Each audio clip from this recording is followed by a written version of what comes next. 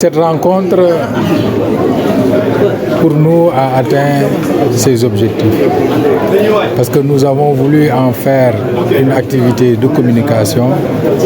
Parce que, comme vous le savez, le processus de paix a toujours été, pour certains, un sujet tabou. Mais avec l'accord de Diakaye, les acteurs se sont rendus compte qu'il était important que le public soit informé des pas qui ont été posés et qui ont abouti à cet accord historique.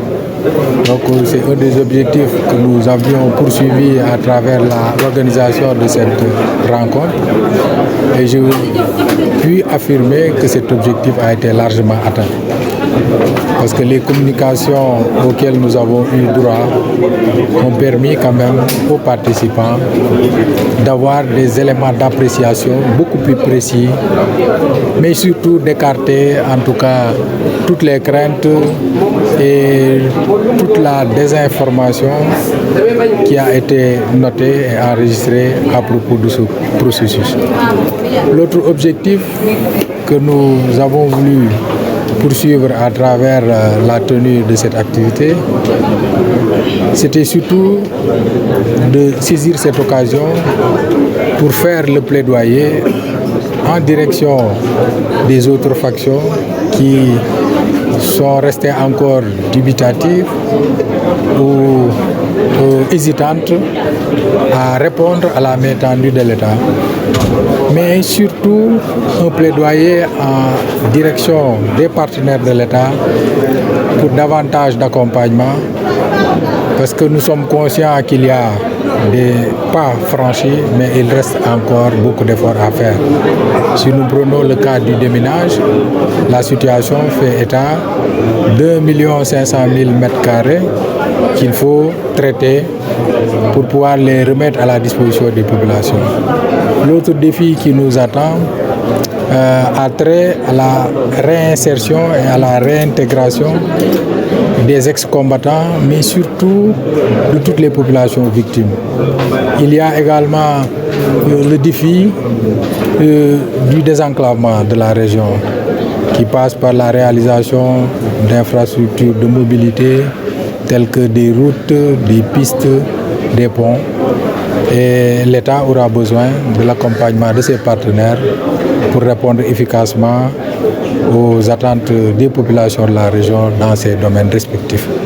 Et à ce propos, cette rencontre nous a permis en tout cas de partager avec les partenaires qui ont accepté d'accompagner l'État dans le cadre de ce processus pour qu'il mobilise davantage de ressources pour aider l'État à atteindre ses objectifs dans le cadre de ce processus. La rencontre nous a aussi permis franchement de mettre en exergue le rôle extrêmement important que certains acteurs ont joué, notamment ceux de la société civile locale qui ont eu la confiance des partis. Je pense notamment à la COSPAC, à la DPC, à Malawo, qui ont été des facilitateurs dans ce processus et qui ont été acceptés unanimement par les deux partis. De toutes les façons, dans le cadre de la mise en œuvre de l'accord de Diakaye, il a été retenu d'accompagner les populations à accéder à l'état civil. Au départ, c'était un objectif de 13 000 qui a été identifié, mais entre-temps, le recensement a fait état de 55 000 cas à traiter. Et je voudrais à ce propos saluer la diligence des autorités judiciaires qui, à travers les dispositions idoines prises, ont permis quand même à certains bénéficiaires de disposer de leur acte d'état civil. Bien évidemment, ce processus implique en plus des autorités judiciaires les collectivités territoriales dont certaines rencontrent quelques difficultés avec les registres qui sont en rupture ou bien qui ne sont pas encore paraphés, et les mesures correctives nécessaires sont en train d'être prises pour que ces registres soient disponibles afin que les bénéficiaires puissent être enregistrés dans ces registres. Ce n'est pas un manque d'harmonie, c'est juste un petit dysfonctionnement donc liées à un fonctionnement interne d'un service, mais toutes les dispositions nécessaires sont en train d'être prises pour apporter les corrections nécessaires. Pour nous, c'est une très importante partie de notre investissement ici au Sénégal. Nous sommes des partenaires de plus de 60 ans ici au Sénégal et les investissements dans le domaine de gouvernance sont clés parce que nous savons tous que nous ne pouvons pas vraiment atteindre le développement inclusif sans un pays consolidé.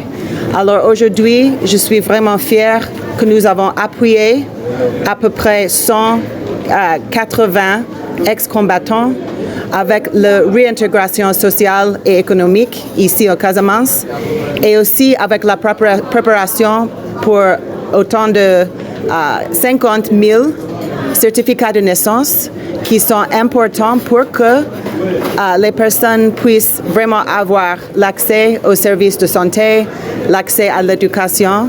Alors c'est vraiment un jour de célébrer les pas significatifs qui étaient faits pour consolider le pays ici. Le gouvernement américain a des investissements qui vont continuer ici au Casamance.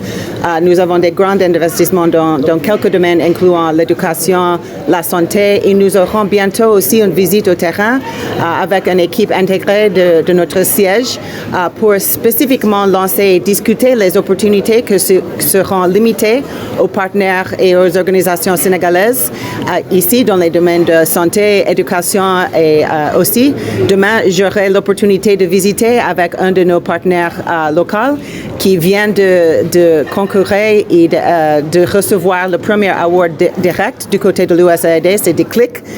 C'est dans le domaine de la jeunesse et de création de l'emploi. Alors nous avons et nous aurons beaucoup d'investissements en Casamance et je pense qu'il y a beaucoup d'autres partenaires financiers et techniques qui sont aussi engagés à côté ici au Casamance.